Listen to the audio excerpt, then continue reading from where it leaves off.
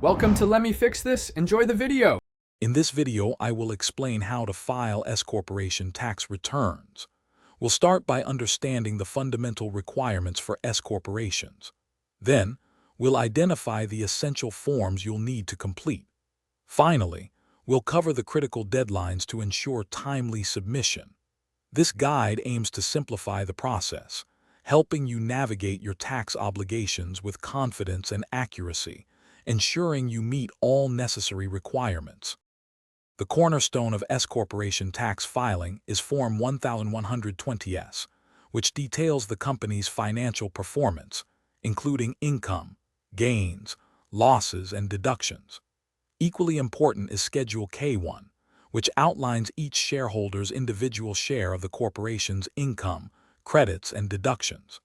Depending on your specific business activities, you might also need to include additional schedules or forms to ensure full compliance.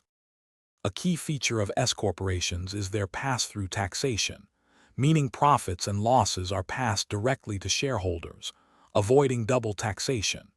It is crucial to pay shareholder employees reasonable compensation for services rendered, as this impacts both corporate deductions and individual income. Remember, many ordinary and necessary business expenses are deductible, significantly reducing the corporation's overall taxable income.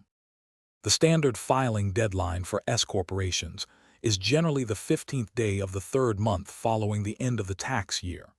If you need more time, you can request an extension, which typically grants an additional 6 months to file your return.